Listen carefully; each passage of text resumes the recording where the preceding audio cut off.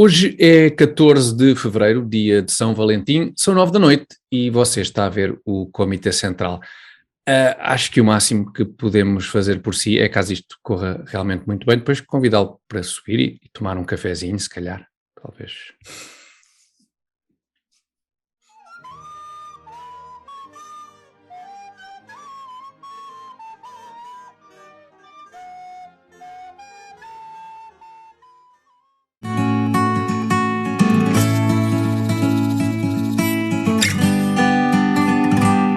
Comitê Central número 42, emissão de 14 de fevereiro de 2022, convosco, como sempre, Alberto Gonçalves, Carlos Guimarães Pinto e eu próprio, Tiago Dores, hoje no dia em que o Comitê Central estreia as suas emissões à segunda-feira, às 21 horas. Daqui para a frente, poderão sempre apanhar-nos em direto e em exclusivo no canal de YouTube do Comitê Central e no nosso canal também de Facebook, em direto, em exclusivo, segundas-feiras, 21 horas. No programa de hoje vamos falar dos ministros do novo governo, vamos falar da nova moda de anular votos dos imigrantes, vamos falar de um novo tipo de terrorista, que é um tipo de terrorista que não chega propriamente a cometer qualquer ato terrorista. No Camarada da Semana vamos falar de um primeiro-ministro que, sendo novo, tem tiques de experimentado tiranete, e na sessão de esclarecimento vamos explicar quais as implicações burocráticas da chegada ao mundo de um novo ser humano. Mas vamos começar por falar em seres humanos, vamos começar com o novo governo, porque já há notícias sobre eventuais ministros do novo governo de António Costa. Vieram a público os nomes de Mariana Vieira da Silva e Duarte Cordeiro, por exemplo, como possíveis novos ministros. No entanto, só porventura no dia 22 ou 23 é que parece que teremos confirmação do elenco do novo governo socialista. Isto, portanto, será, Alberto e Carlos, praticamente nas vésperas da tomada de posse do governo, que deverá acontecer a 23 ou 24 de fevereiro. Questiono-me se isto terá a ver com o facto de, porventura, isto ser tudo decidido num jantar em casa de António Costa, onde ele convida os amigos e ali na véspera de tomar posse decide, tu ficas com, olá, passa-me aí o sal, não passo, não me apetece, então, já não és ministro. E ser tudo decidido mais ou menos ali na véspera da tomada de posse num jantar de amigos. Será mais ou menos este o princípio da formação do novo governo? Já me estragaste a piada, porque eu ia dizer... A sério? Que os possíveis os ministeriáveis já estão reduzidos àquele núcleo de amigos que parece que frequentam a casa do Costa, não é? Então pronto, mas... Com exceção do Cabrita, com exceção do Cabrita, achei... Mas achas que o Cabrita ainda vai aos convívios, ainda assim, ou não? Não sei se vai aos convívios, parece que não vai a ministro. Pois isso em princípio não vai, mas se calhar continua a fazer parte desses convívios, até para poder partilhar a sua experiência. Tu falaste aí na Mariana Vieira da Silva e no José Luís Cordeiro, não é? Duarte Cordeiro, não é? Aliás, o Mariana Vieira da Silva não é José Luís Carneiro, José Luís Carneiro, se calhar era esse. Era esse, estava a confundir. Mas a Mariana Vieira da Silva não é o nome novo, de facto. O nome novo é Ana Catarina Mendes, assim é que é. Muito bom esse, o Medina para as finanças, o Pedro Nuno dos Santos para a economia, não é? É disso que se fala. Quer dizer, aquilo é uma espécie de lista de horrores, não é? Não podia ser pior, só se depois começasse a recrutar entre o violador de telheiras ou coisas assim. Mas pois não sei se está disponível. Não sei, provavelmente não aceito, não sei se ele frequenta a casa do Costa. Não sei se as saídas, se tem algum regime precárias. De saídas precárias ou assim que permita. Agora talvez seja para aquela coisa que se diz gerir expectativas, quer dizer, isto é tão mau que depois qualquer coisa que venha, e coisa é a mesma palavra que eu quero usar, qualquer coisa que venha vai parecer melhorzinho, comparado com isto, porque o Medina nas finanças, o Pedro Nuno Santos na economia, só faltava pôr o fantasma de Vasco Gonçalves como super-ministro, coisa do género. Não sei, parece-me o pior possível dentro, o PS é mau, este PS é pior, e parece que os possíveis ministros são o pior do PS, mas as pessoas votaram nisto ainda há pouco tempo, há poucos dias, portanto é capaz de ser até um governo popular. A questão é, alguém estava à espera que fossem outros nomes? São as pessoas mais próximas de Costa? São aquelas pessoas que estiveram no topo da hierarquia, que dirigiram as campanhas, que já foram ministros no passado, que foram os escolhidos como sucessores, como possíveis sucessores, o Medina, o Pedro Nuno Santos, a Ana Catarina Mendes, portanto estamos a falar das pessoas que se espera que venham a suceder ao Costa. Falta a Temido, não é? Não se falou na Temido. Sim, exatamente. Talvez vá a Graça Freitas para Ministra da Saúde, não sei se a ideia é, ou vice-almirante, ou qualquer coisa. O vice-almirante, em princípio, agora não pode, que está... Agora não pode. Agora com o almirantado, não é? Com o almirantado. Com a chefia de Estado-Maior. Por exemplo, na educação, por exemplo, não é... Desculpa, Carlos, na educação parece que há dúvida se continuará o ministro Tiago Brandão Rodrigues, por exemplo. Fala-se de Sampaio da Nóvoa, por exemplo, que, portanto, são nomes entusiasmantes que motivam para os próximos 4 anos. Mas, Carlos, provavelmente tens mais informações do que eu tenho, de certeza. Não tenho, certamente, não tenho grandes expectativas. Os nomes eram aquilo que estávamos à espera, honestamente. Se forem aqueles, eram aqueles que estávamos à espera. Depois vai aparecer sempre um nome independente, alguém que vem da sociedade civil, só para decorar ali um bocadinho a coisa, mas é mais ou menos isso que se estava à espera. Acho que os governos do Partido Socialista introduzem sempre um ou outro nome que vem da sociedade civil, inesperado e tal. Na altura foi o Mário Centeno que veio, já antes disso tinha havido outros nomes que eles trazem. O próprio Tiago Brandão Rodrigues veio, de certa forma, da sociedade civil. Viu-se uma certa... Na altura, eu lembro-me que pouco tempo antes ele foi capa de uma revista, um investigador brutal, não sei o quê, que não era, mais um assistente que estava lá, mas que ia descobrir a cura do cancro. Acho que foi algo desse género. Um investigador português que vai descobrir a cura do cancro. Basicamente, uma pessoa, entre muitas, no mundo todo. Não descobriu porque esteve a ministro. Dezenas de milhares que fazem parte de equipas que procuram coisas em relação, que investigam a questão do cancro, obviamente. E é preciso haver pessoas para limpar os laboratórios e para deixar tudo impecável para quando vêm os cientistas poderem trabalhar em condições. Mas aquilo que o Alberto disse tem uma ponta de verdade. Obviamente, se fosse um cientista se fosse um cientista líder na busca pelo cancro, certamente não teria vindo para ministro, quer dizer, apesar de tudo, acho que conseguir descobrir a cura do cancro é bastante mais importante do que vir destruir contratos de associação. São prioridades discutíveis, quer dizer. Mas pronto, vamos ver, vai aparecer mais um ou dois nomes. Eu acredito que os nomes que apareceram agora não resultaram de nenhuma fuga de informação, mas simplesmente aqueles que são mais expectáveis. Os nomes mais expectáveis de todos foram adiantados pela imprensa. Muitos desses vão se concretizar. Eu acho que vai mesmo acontecer, até porque não vejo outros. Honestamente, o PS é aquilo, portanto não podemos ter grandes expectativas. O PS é aquilo, portanto devem ser aqueles nomes. A questão agora é que surpresas é que iremos ter e a distribuição de pastas. E eu noto uma coisa, eu acho possível que venha a ficar o Pedro Nuno Santos com a economia e o Medina com as finanças. Mas vai ser muito interessante porque as dinâmicas entre economia e finanças tendem a ser um bocadinho problemáticas. Dado que os dois em si já têm algumas questões problemáticas entre si, se viesse a concretizar, ia ser muito interessante ver os dois nestas duas pastas que costumam ser problemáticas, ao ponto de, a certa altura, se ter juntado as duas. Acho que foi mesmo um governo PS que juntou economia e finanças só para não haver problemas entre o Ministério da Economia e o Ministério das Finanças. Seja como for, Pedro Nuno Santos continua com a tutela da TAP, em princípio, ou não? Se ficar na economia, sim. Na economia. Neste caso vai tutelar muita coisa, não é? Devem juntar tudo. Se for ele, deve juntar economia, infraestruturas, transporte. Parece que o que é importante é que Fernando Medina seja a pessoa que vai gerir fundos. Parece que tem a ver com a gestão de fundos.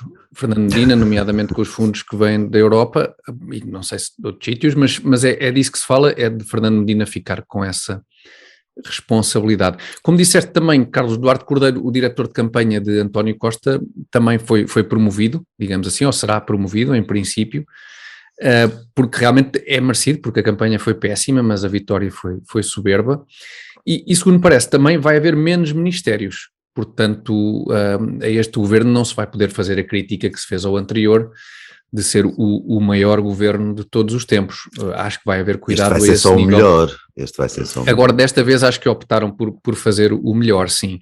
Portanto, não devemos esperar grandes surpresas, em princípio, não é? Não estou a ver grandes surpresas a virem dali. Muito bem. Também, Tiago, desculpa, também quando aparecem novos ministros, quando há novos governos, ou quando há remodelações no meio de uma legislatura, os comentadores depois dedicam-se todos a a analisar minuciosamente cada novo ministro, como se viesse dali uma possibilidade de redenção qualquer da pátria. Sim. Pois são sempre sujeitos que estão ali para obedecer, isto agora independentemente do atual governo PS e do Costa, são sujeitos que estão ali para obedecer ao primeiro-ministro e para fazer o que o primeiro-ministro manda, com raríssimas exceções. Tivemos aqueles casos, sei lá, o Daniel Bessa no tempo do Guterres. Aqueles casos que duram cerca de um mês, não é? Duram um mês, pois. Sim, há assim uns casos ocasionais, uns casos fortuitos, mas o geral, eles são pessoas que estão ali para seguir, para fazer o que o chefe manda, não é? Neste caso há aqui uma pequenina nuance que é o Pedro Nuno Santos, que parece que não se está muito bem com o chefe. Parece que não, mas também poderá ter ficado com o seu raio de ação um bocadinho limitado depois deste resultado das eleições. Se o castigo para os limites dele, para os novos limites dele, é dar-lhe a pasta da economia, é um castigo razoável. Pois, isso também é verdade, mas é capaz de ter acalmado um bocadinho Pedro Nuno Santos depois de António Costa ter arranjado maneira de acabar com o PCP e com o Bloco de Esquerda. Provavelmente também as aspirações de Pedro Nuno Santos terão de esperar por melhores dias, e assim ficará, provavelmente à compita com Fernando Medina por uma eventual sucessão no Partido Socialista. Ainda a propósito da formação do governo, mas um bocadinho a montante disso, há a questão da anulação dos votos dos imigrantes. Eu estive à procura de informação sobre isto e confesso que não percebi muito bem o que é que se passou desta vez, nesta eleição, para que mais de 80% dos votos dos imigrantes tenham sido anulados. Parece haver desentendimentos sobre o facto de ser ou não obrigatório a quem vota no estrangeiro fazer acompanhar o seu boletim de voto pelo cartão de eleitor, penso que é essa... Não, por cartão de cidadão. Cartão de cidadão, aliás. Penso que é essa a questão. Ter-se-ia chegado à conclusão de que não era necessário o boletim de voto ser acompanhado do cartão de cidadão, mas afinal parece que era obrigatório e, portanto, os votos que não foram acompanhados do cartão de cidadão, pelos vistos, a grande maioria, foram considerados nulos. E não só. A história, se me permitem, a história é ainda um bocadinho mais rocambolesca do que isso. O problema destes cartões de cidadão, dos imigrantes não colocarem o cartão de cidadão, já é um problema que veio em 2019 e devia ter sido mudado, devia ter sido permitido que os votos fossem contados mesmo não tendo lá o cartão de cidadão, mas a lei eleitoral não foi alterada, entretanto, e a obrigação continuou lá. O que é que aconteceu? Isto é uma história bastante rocambolesca. Tu dizias há pouco que a maioria dos votos vieram sem cartão do cidadão, isso não é verdade, aliás, a maioria, 55% vieram com cartão de cidadão e 45% sem. 80% foram considerados nulos, não é? Então houve mais qualquer coisa. É daí que vem a história rocambolesca. Então, o que é que aconteceu? Como eles viram que muitos votos vinham sem cartão de cidadão, foi decidido no princípio que aceitariam todos esses votos, de forma unânime. Todos os partidos decidiram isso. Passado pouco tempo, o PSD voltou atrás nessa posição e veio dizer que afinal já não concordava com essa posição e que ia colocá-la em tribunal. O que é que aconteceu? Em muitas mesas de voto, como a primeira ata tinha sido no sentido de aceitar-se todos aqueles votos, juntaram os votos todos. Aqueles que tinham o cartão de cidadão e aqueles que não tinham. Até houve em algumas mesas sugestões para separarem os votos pelo simples não, pelo que viesse a acontecer no futuro, porque efetivamente a lei diz que tem que vir, mas alguns presentes das mesas disseram, olha, foi aceito em ata que eram todos contados, vamos juntá-los todos. O que é que aconteceu? Todos os votos dessas mesas, quer os que vinham com o cartão de cidadão, quer os que não vinham, foram anulados. Porquê? Porque depois de estarem todos juntos, era impossível perceber que votos é que tinham vindo com o cartão de cidadão e não tinham. Então todas as mesas, todos os votos daquelas mesas daí foram os 80%. anulados. Que é absolutamente ridículo. É absolutamente ridículo que o PSD tenha... É absolutamente ridículo, primeiro, que se tenha aceito em ata que se violasse a lei. Ou seja, não, vamos começar. Que não se tenha alterado a lei depois de 2019, que se tenha acordado em ata violar a lei, que depois, mais tarde, tendo esse acordo, alguém tivesse voltado atrás e que, sabendo disso, nas mesas se tenham misturado os votos. Uma história absolutamente rocambolesca, é da forma como se anulam não sei quantos votos, uma inabilidade completa, uma inabilidade política completa, desde o princípio até ao fim, e continuamos a ter um enorme problema com a lei eleitoral no que se refere aos imigrantes, que isto é um assunto demasiado sério, mas e que te é caro, não é? Que imagino que seja caro, especialmente. Sim, eu vivi muito tempo fora do país, quase 10 anos fora do país, nunca consegui votar porque o sistema nunca permitiu este tipo de coisas. Há sistemas que fazem isso muito bem. O sistema francês, eu lembro que tinha amigos franceses quando vivia no Dubai, e no Dubai eles reservavam 5 salas de hotéis ou salas de associações recreativas, ou o que é que seja, tal como nós temos cá mesas de voto em escolas, em associações recreativas, etc. Eles alugavam lá, sim, que as pessoas iam votar onde ficava mais perto. Hoje, o Estado português sabe, porque tem os endereços dessas pessoas, onde é que se concentram os portugueses. Se calhar ficaria mais barato alugar durante um dia ou 2, o que quer que seja, uma sala onde toda a gente pudesse ir, ou fazer naquelas associações de portugueses espalhadas pelo mundo, colocar lá mesas de voto, em decorresse normalmente como fazem aqui em Portugal, cada partido escolhe pessoas para irem lá. Em vez disso, não se mudou essa lei, não se foi capaz de enviar os votos a tempo, ainda temos muitos eleitores que nem sequer receberam os boletins. Nós chegámos depois a receber os boletins. Pois. E muitos dos que não receberam procuraram ir ao consulado e não os deixaram porque assumiu-se que por defeito tinham que ter recebido a carta, o que não aconteceu nas presidenciais, por exemplo, tem uma lei eleitoral diferente, em que mesmo recebendo eles podem ir depois desde que não votem em duplicado, podem ir depois ao consulado. É um absurdo completo. Impede-se as pessoas de votar, tem-se um conjunto de regras que são mesmo legais, se calhar ilegítimas, toma-se um conjunto de decisões que leva a que 80% dos votos sejam cancelados. Não faz nenhum sentido. Por exemplo, no Círculo da Europa, pela informação que eu tenho aqui, 157 mil votos foram considerados nulos. A votação dos imigrantes atribuiu 2 deputados ao PS e 2 deputados ao PSD. Queria só perceber se este equilíbrio poderia ter sido outro, se esta distribuição poderia ter sido significativamente diferente, não que seja assim tão relevante, provavelmente, em distribuição de deputados entre PS e PSD, mas se poderia eventualmente ter tido impacto ao nível da eleição de mais algum deputado. Nunca foi diferente disso. Nunca foi diferente disso. De qualquer maneira, os votos dos imigrantes foram rejeitados logo à partida, ainda antes desta atrapalhada, pelo Presidente da República, quando convidou o Dr. Costa para ser Primeiro-Ministro, para formar o governo, antes de ter conhecido qualquer resultado, antes de saber o resultado dos votos da Europa e do resto do mundo, não é? Fora da Europa. Denotando um ligeiro desinteresse. Absoluto desinteresse, porque logo aí os votos dos imigrantes foram desrespeitados. Eu não tenho meios nem paciência para iniciar um processo jurídico de anulação das eleições cá, porque as eleições cá também foram...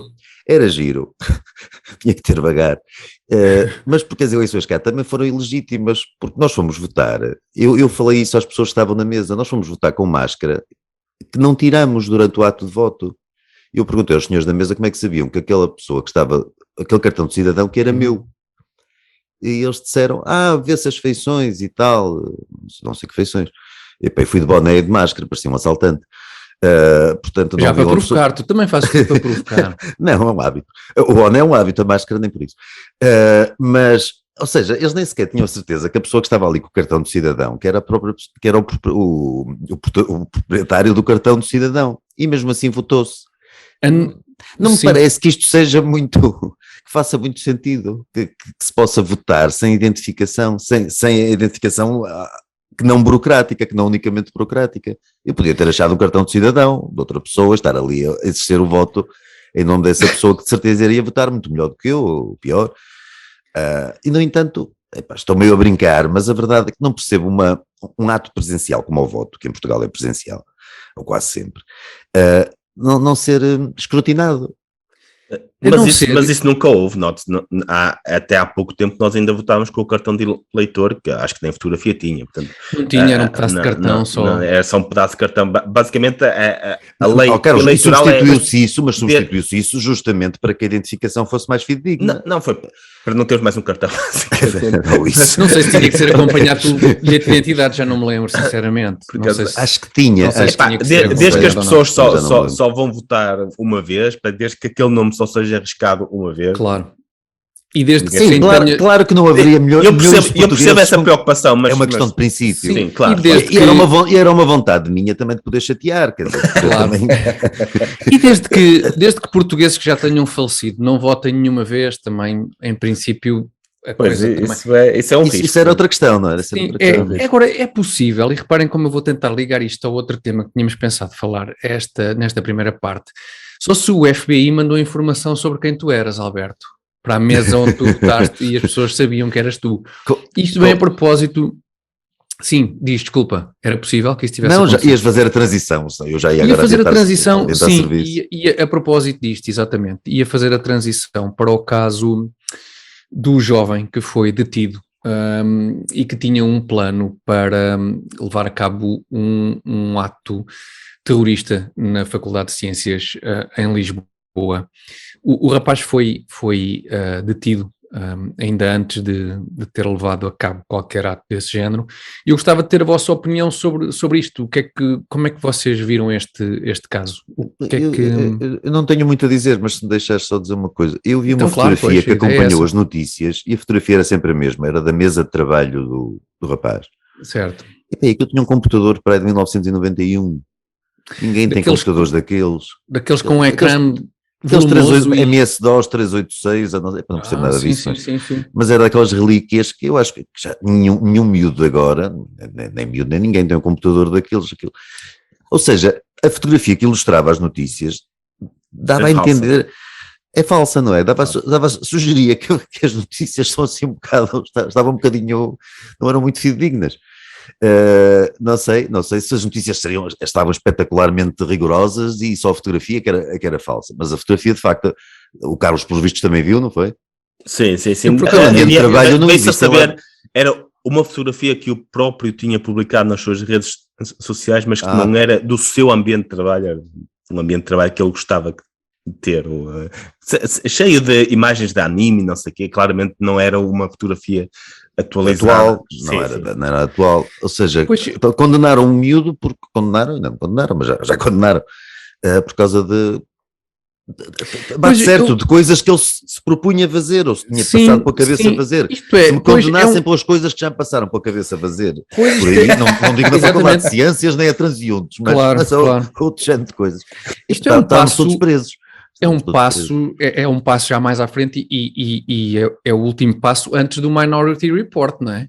Isto é que eles antecipavam os crimes, não era? Aquela coisa que se antecipa crimes K. Dick, não é? Exatamente, em que uma pessoa eventualmente possa ter pensado, ou nem sequer isso, mas neste caso antecipou-se um crime que não foi cometido. Atenção, evitar-se, obviamente, que isto tenha acontecido é um bem por si, isso não há dúvida nenhuma, mas eu não sei o que é mais arrepiante, se é a ideia de que isto podia ter de facto sido levado a cabo, se é a ideia do FBI, com base no espiolhar da nossa atividade online, é capaz de detectar qualquer atividade, bem, neste caso, vamos acreditar que neste caso com fundamento, mas qual é o nível de capacidade que esta gente tem de espiolhar aquilo que nós andamos a fazer? E eventualmente, lá está, num passo mais à frente, impedir, não que pessoas cometam atos terroristas, como poderia vir a ser este caso,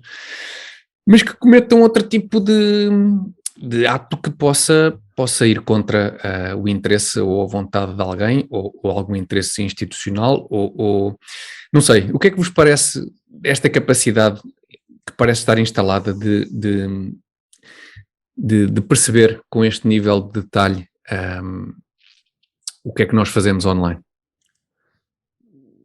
As pessoas, se calhar é bom ir ganhando uma certa consciência de que tudo aquilo que é feito online todos os websites, todas as conversas, tudo aquilo que é feito online, é possível ser escrutinado e guardado e estar em dados. Não é algo que me deixe muito satisfeito, mas é algo que eu digo a toda a gente, é que tem que ter essa consciência que tudo aquilo que faz online, tudo.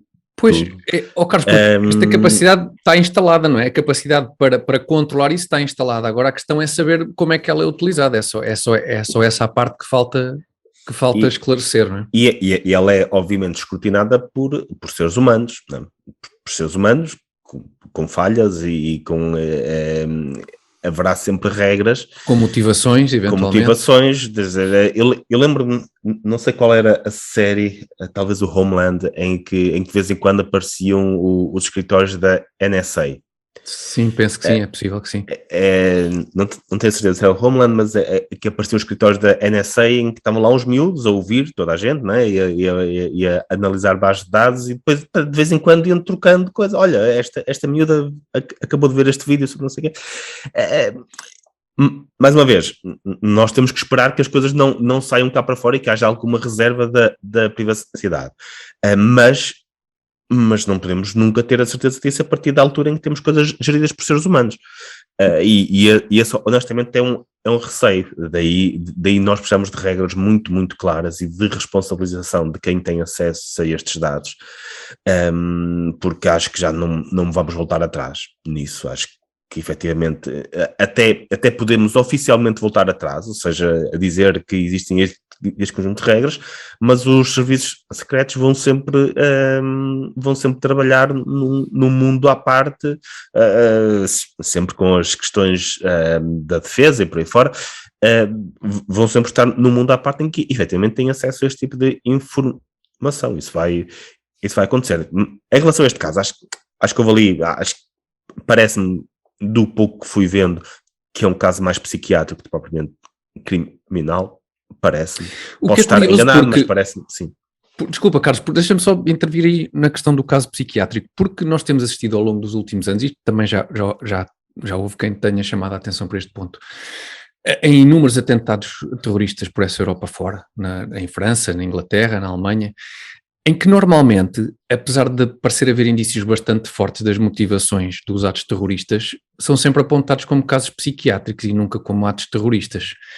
Eu acho que se este miúdo, por exemplo, quando foi detido pela Polícia Judiciária, se tivesse gritado "Alá é grande", provavelmente o que teria aparecido nos jornais é que era um tipo desequilibrado e que isto não tinha nada a ver com terrorismo. Era uma vítima de estigmatização social. Pois, exatamente, que é um bocadinho a abordagem muito cautelosa que temos assistido em basicamente todos os atos terroristas que têm acontecido por essa Europa fora.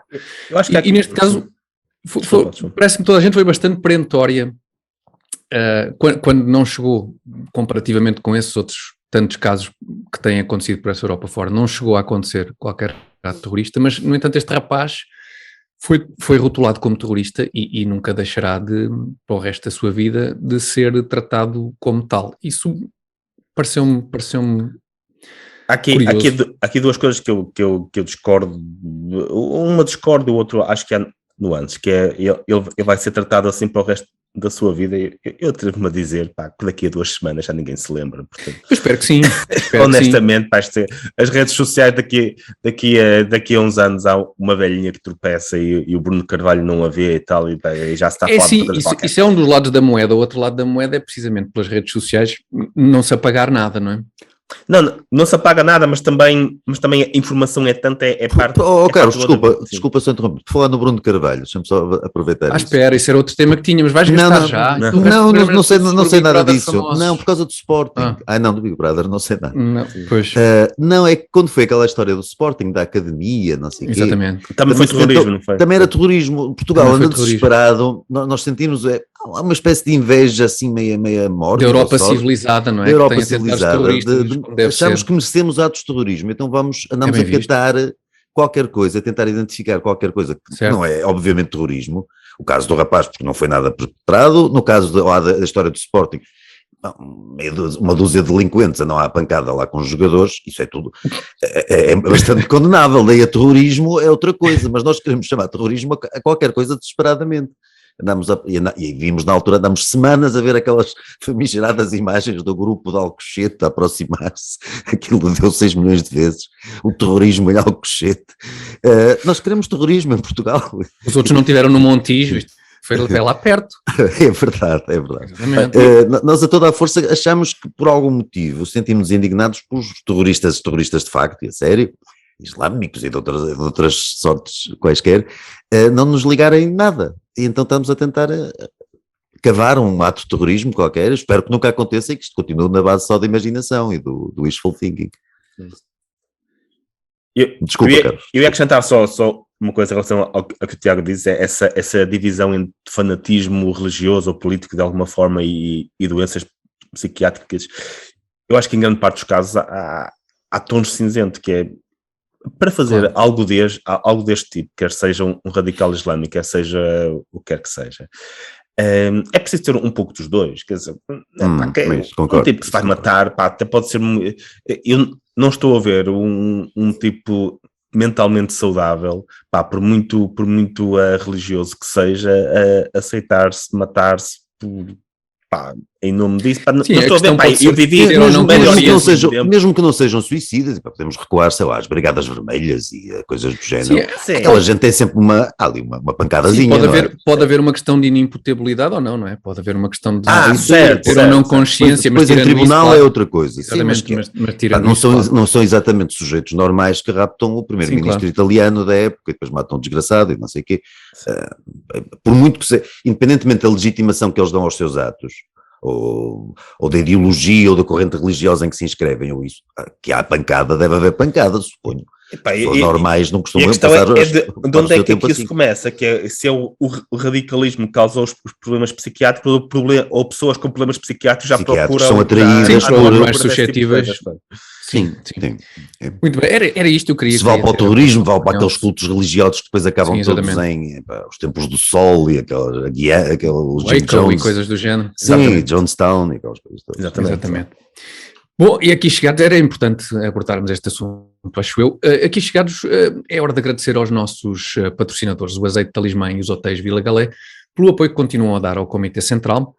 E é tempo também de recordar aos nossos espectadores e ouvintes que podem também, e nós agradecemos muito, continuar a apoiar o Comitê Central e podem fazê-lo através do MBWay para o número 912-480-091, 912-480-091. Nós voltamos já de seguida com o Camarada da Semana.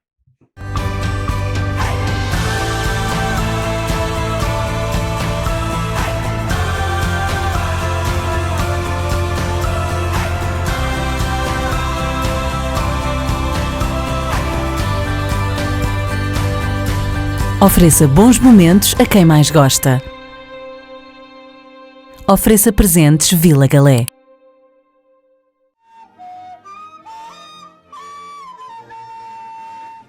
E o camarada da semana é Justin Trudeau, o primeiro-ministro do Canadá, líder do Partido Liberal do Canadá, e vem a propósito este camarada da semana das manifestações de camionistas que têm acontecido naquele país da América do Norte a propósito dos mandatos das vacinas contra a Covid. Alberto e Carlos, tem sido um assunto pouco falado, apesar de tudo, na comunicação social portuguesa. Mas aquilo no Canadá está quentinho com esta manifestação dos camionistas. O primeiro-ministro, inclusive, disse que havia perigos para a sua segurança e da sua família e saiu, não se sabe bem para onde, pelo menos eu ainda não consigo perceber para onde, saiu da capital, Ottawa, para estar seguro com a sua família, algures. O que é que vocês têm a dizer sobre o que se está a passar no Canadá? Eu deixo isto para o Alberto, pá. Eu sei que ele vai se divertir muito com isto. Então vamos a isto, Alberto. O senhor tem aparecido, é quase já naquele registro dos Bin Ladens, tem aparecido não se sabe de onde, a fazer ameaças crescentes. Ele começou por dizer que eram meia dúzia, os camionistas eram meia dúzia. Quando pois afinal não era meia dúzia... Pois. Eram bastantes. Os números também há números falsos dos dois lados. Sim, claro, claro. Mas é muita gente. É gente suficiente para bloquear a capital. E tem bloqueado. Uma das coisas que Trudeau diz é que os assessores dele e os compinchas dele é que está-se a perder uma fortuna diariamente graças a esse bloqueio. Eu acredito que sim, mas isso vindo de um sujeito que andou a impor lockdowns sucessivos durante 2 anos, com prejuízos imensamente superiores, a legitimidade não é muita, mas esse não é o grande ponto. O ponto é que ele começou por dizer que eram poucos, depois passou a dizer que eram racistas de extrema-direita e homofóbicos, os camionistas, portanto, não se percebe, até que a vontade de demonizar o adversário é tão grande que já se vai buscar... Nem se percebe que sondagem é que ele terá feito para ter acesso a essa informação. Especificamente, porque o que é que se tinha a ver com o assunto? Não, acho que nada. Depois que tinham tentado destruir símbolos nacionais, não, eles tiraram umas barreiras que separavam lá um memorial de guerra para poder discursar lá e, segundo eles, homenagear os mortos, os antigos combatentes e não sei o quê, ou seja, mas não destruíram memorial nenhum. As manifestações têm sido pacíficas, o bloqueio tem sido absolutamente pacífico e, na minha opinião, por uma boa causa. Eu acho importante que as pessoas se manifestem em prol da sua liberdade e a liberdade de não ter que apresentar um mandato de vacinação, acho que é importante. Pois aparentemente, pelo que eu percebi, os camionistas canadianos, além de outras restrições, provavelmente, cada vez que iam, por exemplo, aos Estados Unidos, quer dizer, não há muitos outros sítios para onde ir do Canadá de carro, cada vez que iam aos Estados Unidos e voltavam ao Canadá, tinham de estar 2 semanas de quarentena. E esse era foi um dos motivos que levou a Sim, porque muitos deles são vacinados e que não for, quer dizer, pois, alguns não são e têm todo o direito de não ser, claro. não é por aí. E agora o Trudeau ainda tem subido a escala da dimensão das ameaças. Já disse que é melhor, se vocês ficarem aí, vão ter, isto vai ser juntado ao vosso cadastro, isso vai-vos condenar para a vida, vão estar sempre prejudicados pelos crimes que estão a cometer. Já disse que se tiverem filhos que é melhor saírem daí. Não se percebe muito bem o que é que ele queria dizer com isto, mas é um bocadinho sinistro. Ou seja, o homem está absolutamente desesperado e eu não sei se ele tem razões de facto para estar tão desesperado assim, ou se é apenas cobarde. Cobarde é, obviamente, é um tiranetezinho, a meu ver, repulsivo. Agora, eu não sei até que ponto a maioria da população está do lado dele ou não está. Sei que nas várias regiões do Canadá, ou na maioria das regiões do Canadá, uma série de restrições e obrigações ligadas à Covid e às vacinas e tal, têm conhecido recuos. Ou seja, tem-se recuado graças em boa parte a esta pressão, a este movimento. E este movimento, agora, a vontade deste movimento é espalhar-se pela Europa.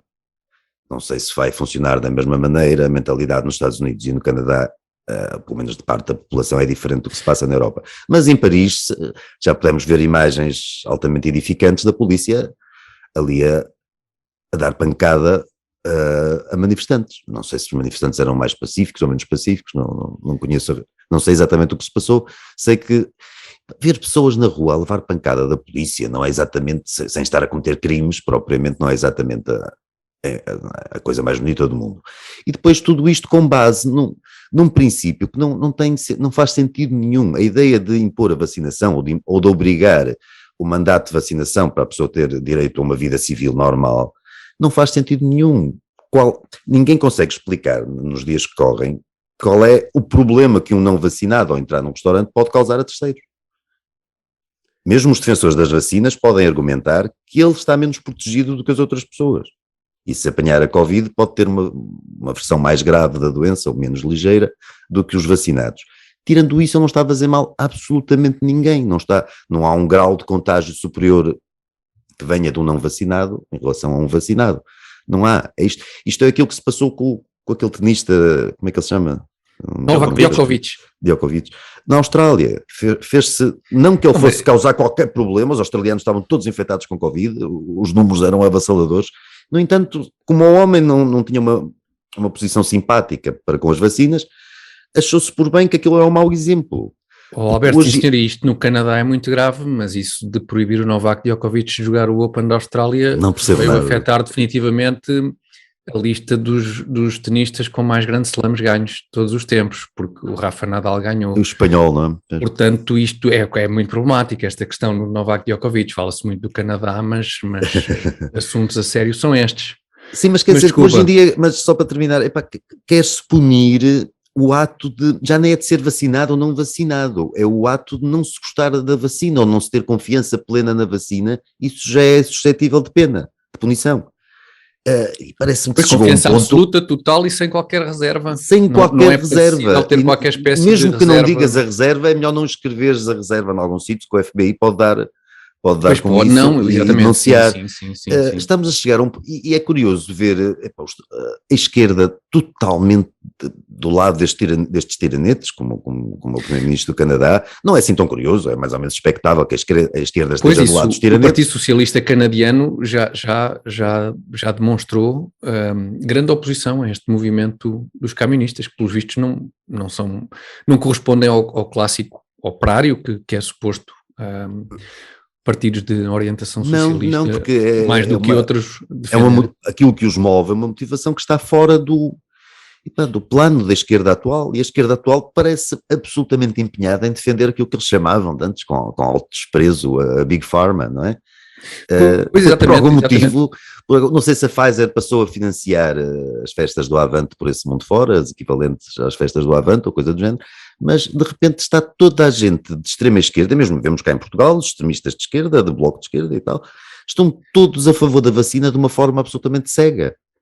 Pois a tolerância da esquerda, a clássica intolerância da esquerda em relação às grandes empresas, desvaneceu-se, tínhamos comentado isso já umas semanas atrás, desvaneceu-se neste processo, desvaneceu-se completamente, porque não há nenhuma reserva em relação ao poder das empresas farmacêuticas, não há nenhuma reserva em relação ao poder das empresas de comunicação social, não há nenhuma reserva em relação às Big Tech, nomeadamente quando censuram o Donald Trump e afins, e portanto aparentemente a esquerda perdeu aquela suscetibilidade relativamente. Falámos disso na semana passada, quer dizer, a luta de classes passou completamente, empresas. Mas agora parece que a luta de classes é o contrário. A esquerda está do lado dos poderosos contra estes camionistas, por exemplo, que alguns são acusados de ser donos das suas próprias empresas. Até poderão ser, mas de qualquer maneira não são eles os poderosos do mundo.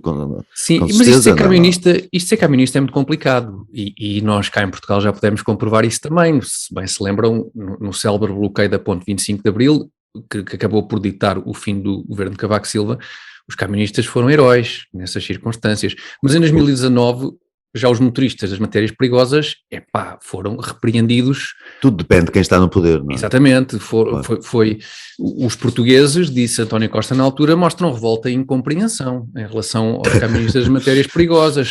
Portanto, isto de camionista é muito complicado, porque uma pessoa quer protestar e nunca sabe com o que é que se vai deparar. Se com uma estátua edificada numa praça central e de uma capital qualquer, se malha com as ossadas na cadeia, não é? Portanto é complicado. O Carlos está ali a perder a paciência. Vamos avançar com o Carlos. Política internacional, o Carlos, ele gosta bastante. Eu confesso que estou a perder a paciência, não pelo programa, mas em geral, como é que isto ainda é assunto? Como é que a questão de Covid ainda é assunto numa altura em que existem vacinas? Eu não sendo a favor de mandatos, sou a favor das vacinas, acho que foi algo muito bom que veio e que deveria ter acabado com o assunto, honestamente deveria ter acabado com todas as restrições. Aliás, eu falei disso já em junho do ano passado, concordando-se ou não com as restrições que tinham sido feitas até ali, eu não concordava com muitas. Acho que a partir da altura em que tínhamos os grupos de risco vacinados ou com possibilidade de serem vacinados, se assim o entenderem, não fazia nenhum sentido continuar a haver restrições, e isto aplica-se em Portugal, aplica-se no mundo inteiro. E depois juntou-se uma variante que é muito relativamente benigna, não é? Ainda se juntou a variante Omicron. Portanto, acho que já começa a ser irritante ter que sequer lutar por isto.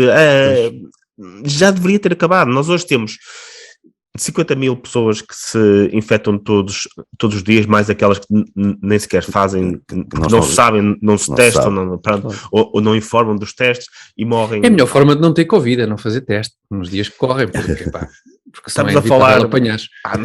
Neste momento eu acho que 60% da população portuguesa teve Covid. Vocês lembram-se, agora lembrei-me de uma coisa 50%. Muito gira, porque recordar é viver. Vocês lembram-se quando os principais responsáveis pelo Partido Democrata americano diziam que se recusavam a apanhar a vacina do Trump, porque era o Trump que tinha... Não me lembro Lembras-te disso, dessa altura? mas isso tem imensa piada, então. Sim, quando Trump disse que ia desenvolver a vacina, creio que até a própria vice-presidente dos Estados Unidos na altura disse que não levava a Trump vaccine. E lembras-te depois que o anúncio da vacina foi feito para 2 dias depois das eleições. Depois das eleições, exatamente. Bom, nós não vamos ser mostrar mais o com Carlos. ele. Foi o nosso azar desta história toda. Se aquilo tinha sido o tempo do Trump, e o Trump tinha tentado convencer as pessoas a levar a vacina, tinha ficado tudo contra a vacina, a Covid tinha acabado em 15 dias, nunca mais falava do assunto. Pois era. Como se pôde usar a Covid para fazer guerra ao Trump e a uma escala menor ao Bolsonaro, não é? Exatamente. Porque foram os únicos... Eu acho que é muito importante distinguir aqui, pá, e acho que isso é muito importante, as pessoas estão a ouvir, que é distinguir entre ser contra os mandatos e ser contra as vacinas. Honestamente, eu acho que as vacinas foram algo extraordinário. Acho que foi muito bom terem sido desenvolvidas em tão pouco tempo. Não foram tão eficazes quanto se dizia, cara. Certo, não foram tão eficazes. Independentemente disso, nem tão duradouras. Mas mudaram completamente o jogo. O jogo vamos só tentar perceber. E também precisamente por isso, é que cada vez faz menos sentido. Estamos a discutir pessoas, quem quiser vacina-se, quem protege. E quem não quer, não prejudica terceiros. Sim, e vamos só tentar perceber o que é que se passa com Israel, não é? Que vai sempre um bocadinho nesta vanguarda, onde o número de internamentos parece que atingiu novos máximos, com toda a gente com 4 doses da vacina, praticamente. É curioso. O que diz a ciência, agora sem ironia, o que diz a ciência é que a 4ª dose não acrescentou anticorpos, parece que não fez pode ter não mudou algumas complicações. Bom, vamos fechar este tema, mas não sem antes dizer o seguinte: Justin Trudeau não é filho de Fidel Castro. Ao contrário de coisas que circulam na internet, muito giras, que vocês poderão eventualmente ver no Twitter e assim, acho que não se confirma que Justin Trudeau seja filho de Fidel Castro, embora aparentemente do ponto de vista ideológico haja ali muitas coincidências. Bom, o nosso camarada da semana fica por aqui, mas não vamos sair desta parte do programa sem agradecer ao Azeite Talismã e aos Hotéis Vila Galé o apoio que dão ao Comitê Central e sem lembrar os nossos espectadores e ouvintes que podem também eles apoiar e continuar a apoiar o Comitê Central pelo UMBWay para o número 912-480-091. 912-480-091. Nós voltamos já de seguida com a sessão de esclarecimento.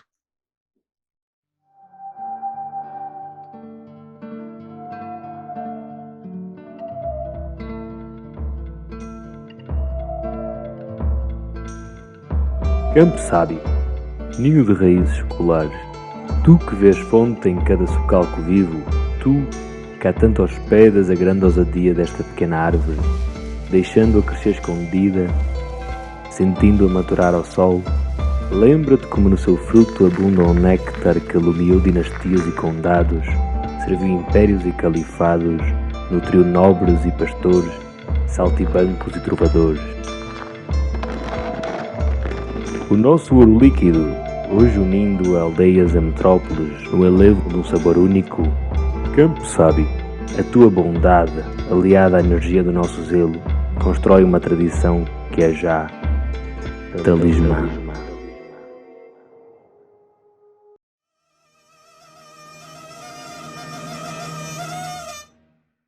Sessão de esclarecimentos, espaço em que respondemos às questões dos nossos espectadores e ouvintes e pedimos-vos desde já que continuem a enviar as vossas questões para comitecentral21@gmail.com. Podem fazê-lo por escrito, portanto pela forma mais tradicional, por carta, se quiserem podem enviar uma carta, mas podem também enviar perguntas por áudio ou vídeo até, para que tudo isto pareça ainda mais moderno. comitecentral21@gmail.com, em todas as circunstâncias, é essa a morada para onde devem enviar as vossas questões. A questão desta semana é do nosso amigo Miguel Murta Cardoso e pergunta o Miguel, e estou a citar: qual a vossa opinião e o que defende a iniciativa liberal, se o Carlos Guimarães Pinto puder comentar, entre parênteses, em relação à licença de maternidade paga pelo Estado e em relação à duração da mesma? E é esta a pergunta do Miguel. Obrigado, Miguel, pela tua pergunta, à qual nós vamos responder com 100%, pelo menos 100% de acerto. Carlos, não sei se queres pegar tu neste assunto. Licença de maternidade paga pelo Estado. Eu acho que há um conjunto de externalidades positivas que não vou estar aqui a falar em relação a demográficas, em relação à licença de maternidade, que é importante reter, que é importante também, há também ali um certo equilíbrio para equilibrar a relação laboral que existe dos homens e das mulheres. Obviamente as mulheres acabam por ter sempre essa questão da maternidade que as pode afastar da sua carreira e é importante que haja alguma compensação social em relação a isso. Em relação à duração, honestamente, acho que a duração é mais uma questão técnica do que propriamente política, e tem a ver, obviamente, com questões relacionadas com a maternidade. Acho que a duração tem que ser definida em função disso, mas também com a capacidade do próprio país, do desenvolvimento económico que o país tenha para conseguir pagar uma duração maior. Nós não podemos ir ao Mali e exigir-lhes que deem licenças de maternidade durante 2 ou 3 anos. Vai depender sempre do nível de desenvolvimento económico, o tipo de apoio que se dá nesse caso. Mas é algo, na situação em que estamos, ainda mais na situação demográfica em que estamos, é algo que, quanto a mim, faz sentido. Quer dizer, acho que não há grande discussão em torno disso. Haverá quem seja contra. Sim. Estou a brincar. Enquanto tempo está a licença de maternidade? 6 meses? Não sei ao certo agora em quanto tempo Boa está, acho que foi lá está, é o tipo de informação que se calhar, Alberto, tu expões assim dessa maneira a nossa impreparação. Não, sei que é por aí, se não é 6 meses anda lá perto. Sim, não anda nos 17 anos, que acho que é na Suécia, mas também não é como no Mali, acho que é qualquer coisa no meio. Quando eu nasci, a minha mãe era funcionária pública e teve 15 dias. Desculpa. Não estou a defender os 15 dias, estou a dizer. Mas com isso denuncias que já és um pouco antigo. Sou um pouco antigo e muito reacionário. Porque até que ponto a questão não é só a compensação social de que o Carlos falava para as mulheres que se ausentam do emprego 6 meses, por exemplo. A questão é que se uma mulher procriar uma vez por ano, por exemplo, durante alguns anos seguidos, que espécie de interesse... Isto dito assim, isto nos Estados Unidos já estava a ser cancelado, à medida que estava a falar, nunca mais era visto. Avança que eu talvez te possa dar, eu estou aqui para ti, não contes com o Carlos. Obrigado, Tiago. Até que ponto uma empresa pode ver utilidade num funcionário, no caso uma funcionária, que todos os anos se ausenta 6 meses, por exemplo. Isto não é só questão do Estado poder compensar, isso é todo um outro assunto.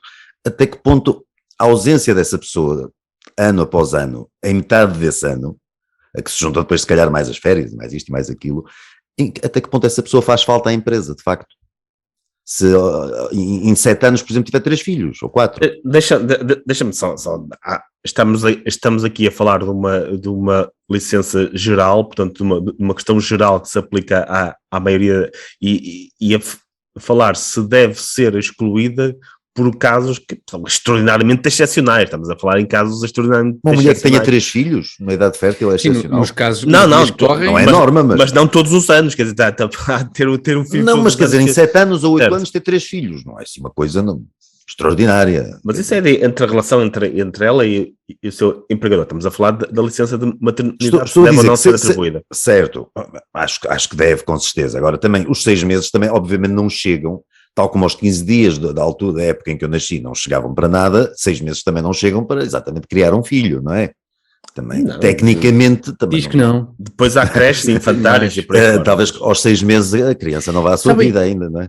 Portanto, não sei se esse tipo de medidas que parecem ser agradáveis e simpáticas e condescendentes, não sei se não serão medidas que prejudicarão a mulher na vida laboral. Claro que depois a mulher, cada uma tem laboral e familiar também. E familiar, quer dizer, mas cada uma tem o direito de decidir se vai ter mais filhos ou menos filhos, ou não tem nenhum, que é mais ou menos a norma. Depois, se quisermos até ir ao que se passa na prática, as mulheres, em Portugal, as mulheres e os homens praticamente não têm filhos. Portanto, acho que o Tiago está cheio de vontade de... Não, em relação, eu queria pegar nessa questão de decidir. O meu ponto tem a ver com isso, com o decidir. Nós temos liberdade quando temos possibilidade de optar entre escolhas diferentes, não é? E nas últimas valentes décadas já nós evoluímos de uma situação que não fazia qualquer sentido, em que as mulheres estavam privadas de aceder ao mercado de trabalho, para uma situação em que, obviamente, como não há ninguém que não concorda, ou pelo menos não concordando, que não tenha vergonha de dizer em público, mas como é óbvio, as mulheres passaram a ter acesso ao mercado de trabalho e isso é obviamente um bem. Entretanto, evoluímos foi para uma situação em que as mulheres não podiam ter acesso ao mercado de trabalho, ou seja, as mulheres não podiam trabalhar, basicamente, para uma situação em que as mulheres têm de trabalhar. Ou seja, hoje em dia, na generalidade das sociedades ocidentais e em Portugal também, não é viável a uma família que, neste caso a mulher, mas que um dos elementos da família não trabalhe para poder, por exemplo, dar prioridade a constituir uma família, como tu dizias, Alberto, a ter 3 filhos em 7 anos, provavelmente não é viável a nenhuma família ou quase nenhuma família que, por exemplo, uma mãe fica em casa por opção a criar os filhos nesses primeiros anos de vida. E eu preferia um modelo em que isso fosse uma possibilidade, ou seja, em que fosse possível toda a gente ter acesso nas mesmas condições ao mercado de trabalho, mas que fosse possível também de alguma maneira, até pelos motivos que o Carlos estava a dizer, que tem a ver com questões demográficas e por aí fora, um modelo em que fosse possível também, quem assim o entendesse, poder optar por priorizar, pelo menos durante alguns anos da sua vida, o aspecto familiar. Acho que isso seria uma situação em que haveria mais liberdade. Isso hoje é possível para as classes mais altas. Só, exatamente, sim. Só para as classes mais altas, não é possível para mais ninguém, não é possível para ninguém normal, ninguém com 2 ou 3 filhos, aliás, começam por não ter nem 2 ou 3 filhos precisamente por causa disso, não é? Porque só com um filho já normalmente será. E eu acho que o alargamento, é um alargamento progressivo da licença de maternidade, condiciona justamente a facilidade das mulheres se integrarem no mercado de trabalho. Sim, claro que sim. A partir de um certo ponto, acaba por excluí-las de uma certa rotina de trabalho, de atualização, de acompanhamento das coisas. As licenças de maternidade não são obrigatórias, não são? Acho que até certo nível são, mas... Acho que são, até certo ponto são. São obrigatórias.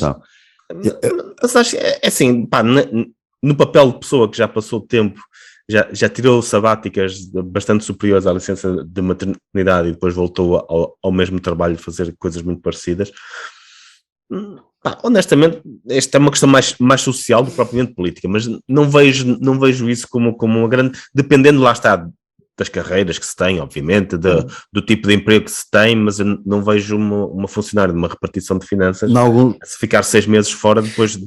Essas podiam ficar fora para sempre, essas e esses... Sim, e a história ou quem está a dar aulas, ou não faltam aí profissões em que se pode facilmente sair 6 meses e depois reentrar. Algumas sim, outras não. Outras não, mas... Condiciona de alguma maneira, não é?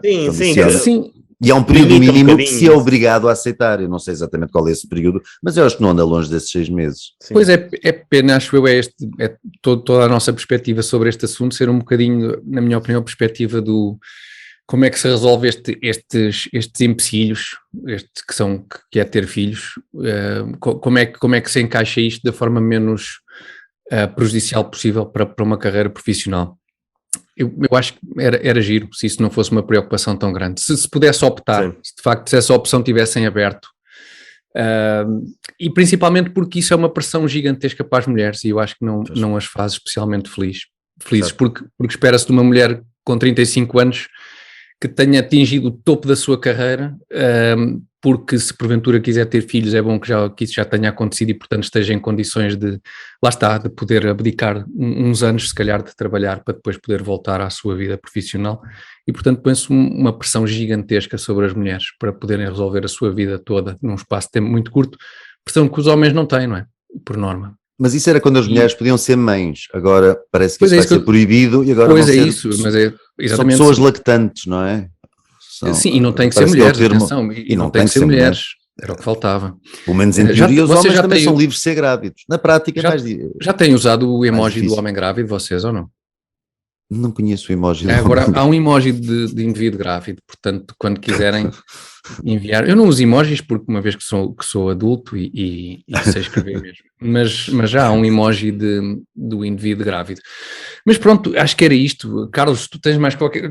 Eu vejo-te um bocadinho, tu hoje estás um bocadinho maçado connosco. Desculpa lá, Carlos. De vez em quando tem que haver um assunto político internacional e um que permita também, aqui um bocadinho de reacionarismo. E conseguimos fazer um programa inteiro da parte do Alberto, e conseguimos fazer um programa inteiro sem falar na Rússia e na Ucrânia. Isso há para aí uma terceira guerra mundial, há para aí uma terceira guerra mundial a chegar, e nós estamos aqui a falar de um terrorista eventual e potencial e tal. Sei lá com os ucranianos. Se houver uma guerra mundial, nós vamos ter muitas semanas para falar sobre isso dos nossos bunkers. Sim, exatamente. Isso é lá com os ucranianos, isso não tem nada a ver connosco, pá. Nada. Sim, portanto, vamos ficar por aqui, mas não sem antes lembrar o apoio do Azeite Talismã, muito obrigado, e dos hotéis Vila Galé, também muito obrigado, e o apoio dos nossos espectadores e ouvintes que têm continuado a contribuir para que o Comitê Central permaneça independente e livre por muito tempo, e podem continuar a fazê-lo através do MBWay para o número 912-480-091, 912-480-091, ou podem, em alternativa, tornar-se patronos do Comitê Central em patreon.com/Comitê Central. Aqui chegados, não vamos embora sem lembrar que, a partir de hoje, e tal como sucede hoje, o Comitê Central passa a estrear em direto e exclusivo às segundas-feiras às 21 horas no canal de YouTube do Comitê Central e no Facebook do Comitê Central, e podem também ouvir o Comitê Central em podcast nas plataformas de podcast cá para aí, Apple Podcast, Google Podcast, Spotify, e em todos esses sítios onde for possível colocar estrelas, coloquem o máximo que vos for possível. Enviem-nos também os vossos comentários, se quiserem, pelo YouTube, e no Facebook coloquem o aprecio bastante. Nós por hoje ficamos por aqui, Alberto e Carlos, não sei se têm alguma coisa a acrescentar, só uma saudação calorosa aos nossos espectadores e ouvintes. Despedimos-nos assim, até para a semana. Boa noite, obrigado. Deus. Boa noite.